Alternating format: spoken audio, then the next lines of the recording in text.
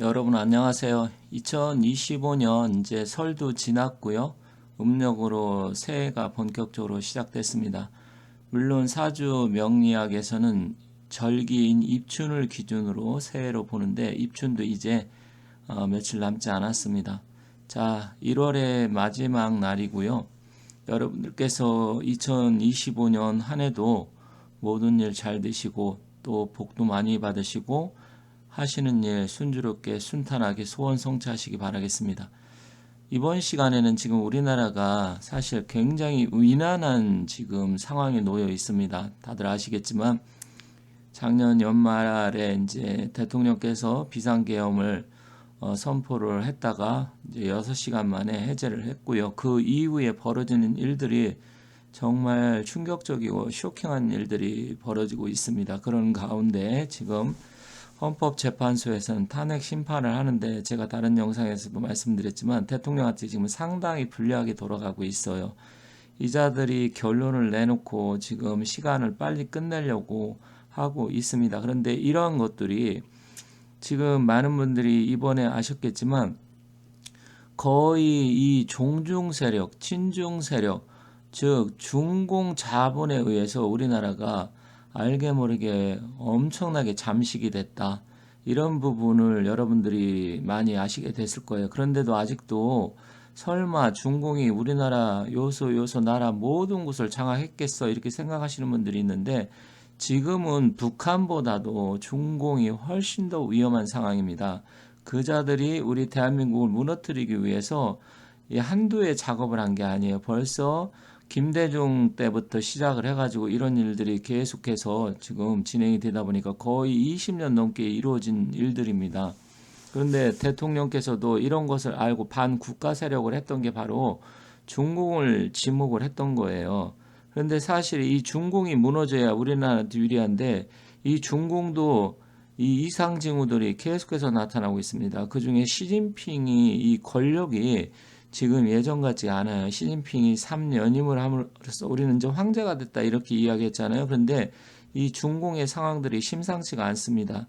심지어 시진핑의 권력이 지금 뭐 겉으로만 이제 시진핑이 모든 걸 장악했던 것처럼 이렇게 보이지만 지금 실권이 없다 아니면 쿠데타 상황이 일어난다 이런 이야기도 있고요.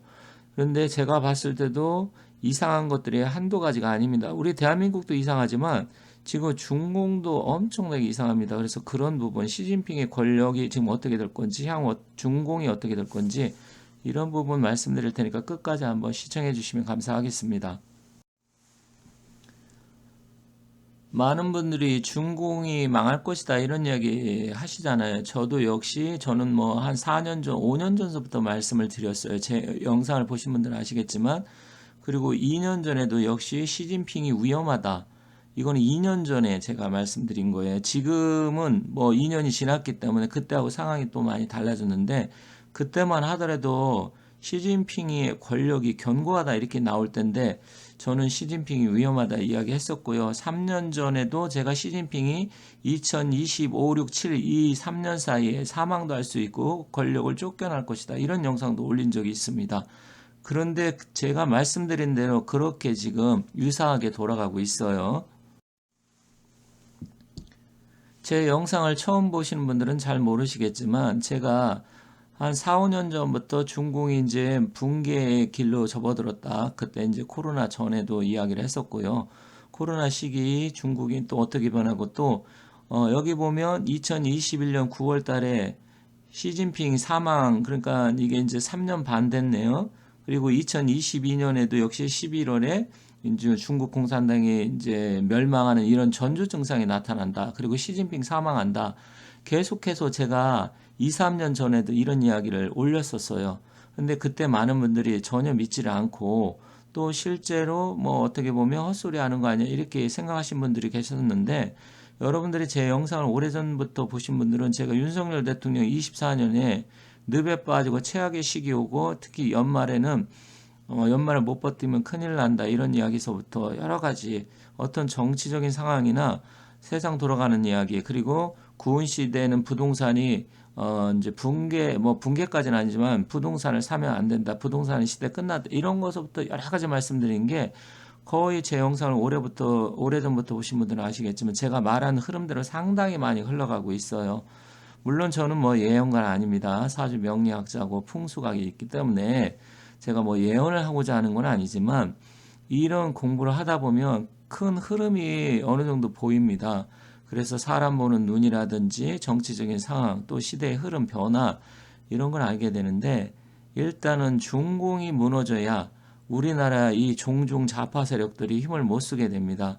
그리고 미국 트럼프 대통령도 이번엔 취임을 해서 지금 중공을 이제 무너뜨리기 위해서 여러 가지 정책들을 지금 제시하고 관세부터 모든 거 하고 있잖아요. 그런데 우리나라는 이 멍청한 국회의원들 그리고 뭐 법원에 있는 판사들 그리고 언론계, 출판계, 연예계, 뭐 문화계 그리고 심지어 어떻게 보면 일반 국민들까지 이 중공을 빨아대는 사람들이 너무나 많습니다. 이거 심각한 상황이고요.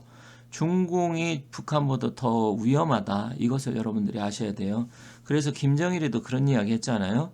일본이 100년의 적이라고 하면 중공은 1000년의 적이다. 그거 아주 핵심을 찌른 말입니다.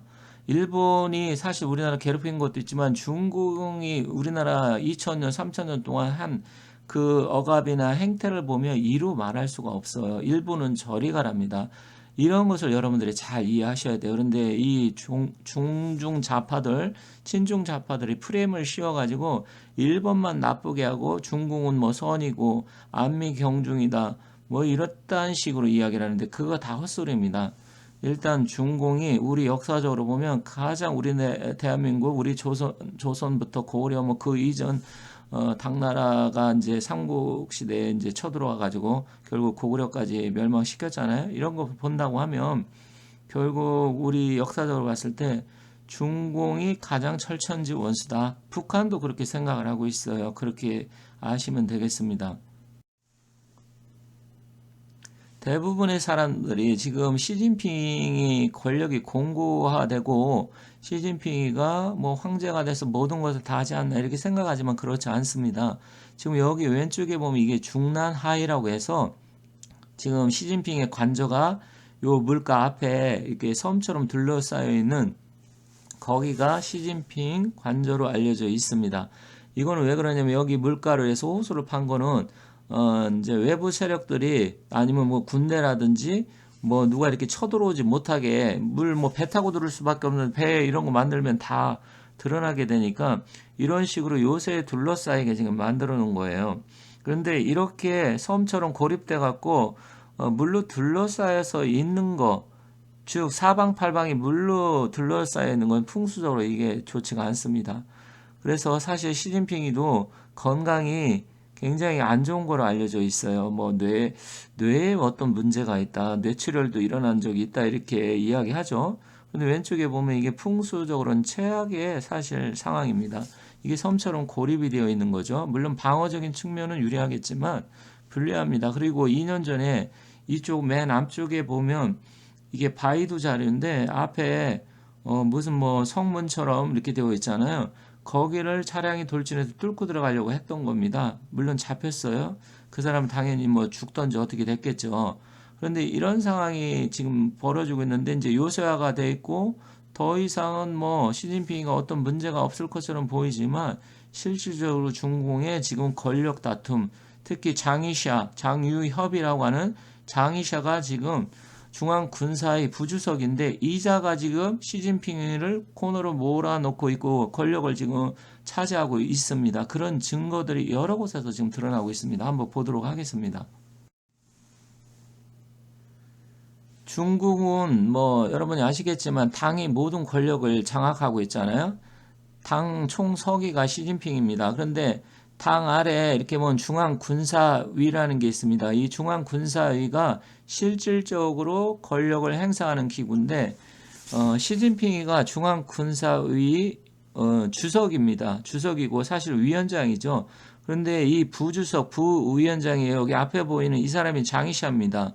장유엽이라고 하는 자인데 이 자가 사실 왼쪽에 이거 백악관 미국 백악관 안보보좌관이죠. 이 설리번이 왔을 때도 작년에 사실 시진핑이도 이제 만났지만 장이샤도 이 설리번을 만나고 이렇게 활짝 웃고 있습니다. 지금 별 3개죠. 중궁은 우리나라처럼 별 4개 대장이 없고요. 상장이라고 합니다. 상장이라서 별 3개가 있는데 중궁에는 5개의 군부가 있는데 이 장이샤가 거의 그 5개 중에서 가장 핵심적인 곳 3군데를 지금 장악을 하고 있어요. 한 군데는 지금 공석에 있고요. 서부 궁부에는 이제 힘이 딸리는데 거기는 뭐 세력이 약하고요. 거의 핵심적인 부분을 다 이 장이샤가 지금 장악을 하고 있습니다. 그런데 이 장이샤가 장씨잖아요. 그런데 중국의 예언서, 뭐 철판도, 추배도, 뭐 마전과 뭐 여러 가지가 있어요. 거기서 보면 이 추배도에 이 중궁에 이제 그 앞으로 미래에 어떤 일들이 벌어질 건가 예언서가 있는데 거기에 이 장씨, 그러니까 장이라고는 안 나왔어요. 거기 이제 활공자를 써서 활공자의 그 군사가 이제 궁궐을 들어가서 뭐 권력을 장악한다는 이런 예언이 있는데 그게 장씨를 나타냅니다. 바로 이 장유샤가 아닌가 이런 생각이 들어요. 그 예언서에 보면. 그런데 장이샤가 설리번만 만난 게 아니고요. 사실 보면 얼마 전에도 지금 베트남을 갔는데 베트남도 전용기를 타고 갔었고요. 베트남의 주석을 만났는데 정상회담을 했어요. 아니 어떻게 보면 우리나라로 따지면 이제 뭐 국방부장 밑에 있는 어떻게 보면 합참의장 역할이거든요. 장이샤가. 그런데 국가원수급의 의전을 받았고요. 베트남이 어떤 나라예요? 사실은 거기도 사회주의 공산주의 국가지만 중공하고는 상당히 어떻게 보면 가까우면서도 먼 나라거든요. 그런데 거기에 베트남 그 공산당 총서기를 같이 정상회담처럼 만났어요. 실제로 그런 일이 일어났어요. 그리고 여기도 보면 중공이 군장성 연속해서 20명 숙청해 쿠데타 일어나기 직전 상태다. 그리고 24년 12월 달에 보면 중국 심상치 않은 서열 장유샤 숙청당할까 쿠데타 일으킬까 이게 칸중국 코리아에 나온 건데 실제로는 장유샤가 정권을 잡았다라는 것이죠.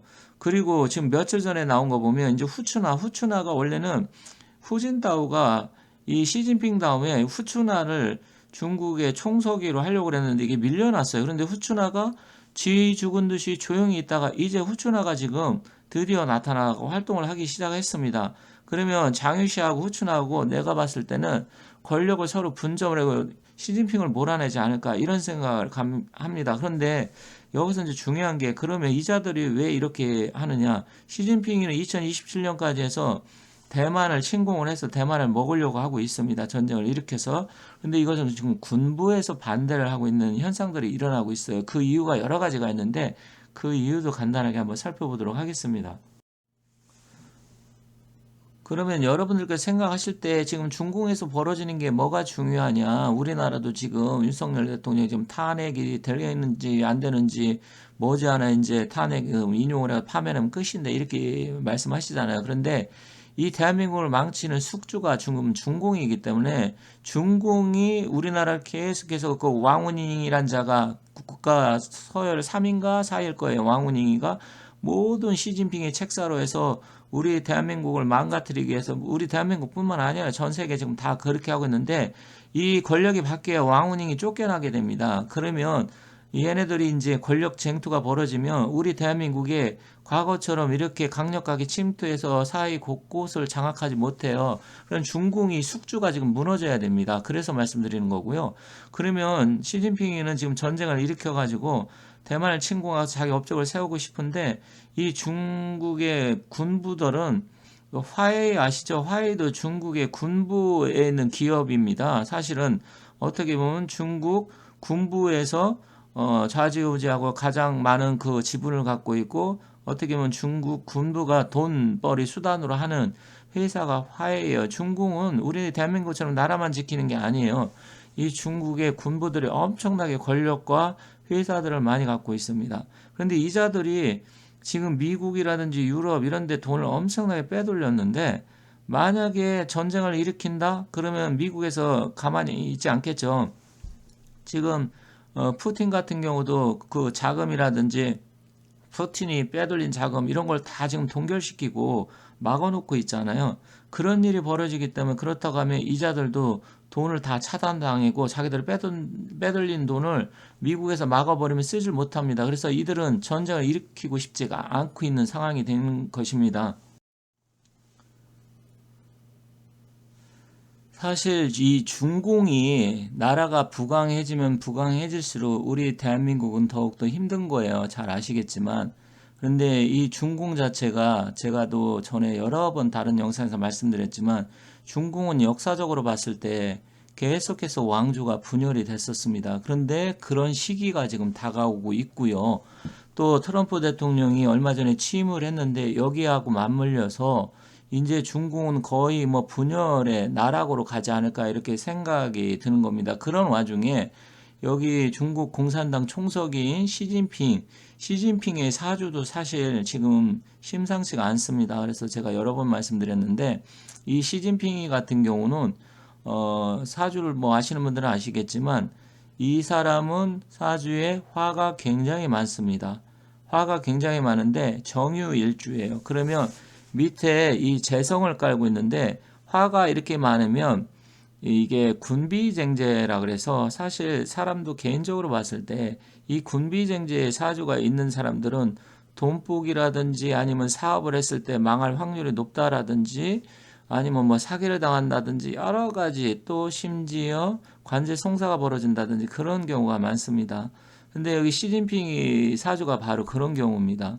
완전히 중공을 시진핑이가 연임하면서 중공을 말아먹고 있잖아요. 그 전에 후진타오라든지 장점이 있을 때까지만 하더라도 굉장히 중공이 활력이 있다가 이 시진핑이 이자가 총서기가 되면서 중공이 서서히 나락으로 떨어지기 시작했고 이제 2025년 올해 을사년 26년 병우년 27년 정미년 이 3년을 보며 온통 불바다가 되어가고 있어요. 그렇다고 하면 제가 2년 전 영상에서 시진핑이가 만약에 2027년 대만을 침공하면 시진핑이 불에 타 죽는다 이런 이야기 했었고요. 또 구운시대 중공이 망하는 이유 중에 구운이라는 건 풍수적으로 불의 기운이기 때문에 온통 불바다가 돼서 결국 중국의 경제가 녹아난다 이런 이야기를 제가 2년 전 3년 전에 한 적이 있어요. 구운 오기 전에. 그런데 실제로 이게 제가 말씀드린 2, 3년 전에 말씀드리는 것들이 하나하나 지금 다 실제로 이제 일어나고 있습니다. 그럼 25년 을사년도 지금 시진핑이 만만치 않아요. 그런데 올해까지는 버틸 수 있지만 내년 26년 병오년은 시진핑이 아마 못 버티지 않을까. 물리적으로 즉 쫓겨날 수도 있겠고 쫓겨나지 않으면 권력이 무력화되고요. 아니면 심지어 26년, 27년 사이에는 사망할 수도 있다. 저는 그렇게 봅니다. 그래서 제가 3년 전에도 2025, 26, 27년 이 3년 사이 시진핑이 사망한다. 영상을 올렸던 건데 실제로 그렇게 될지는 한번 지켜보도록 하겠습니다만 지금 시진핑이 상황이 녹록지 않고 거의 뭐 사망하지 않아도 권력이 지금 거의 무력화되어 가고 있다. 이렇게 보시면 되겠습니다. 앞에서 시진핑의 사주를 보면서 제가 잠깐 언급을 했지만 사실 제 생각 외에도 중국의 유명한 고승 허운선사라는 분이 있습니다. 이분이 상당히 오랫동안 무려 120살을 살았어요. 1840년에서 1959년. 그러니까 이제 중공의 이제 대약진 운동이죠. 1960년대 전에 그때 죽었는데 이 사람이 중국 최고의 고승이자 예언가입니다. 이분이 이제 스촨성 뭐 대지진이 일어나서 수많은 사람이 죽는다. 그리고 중국의 올림픽이 열린다.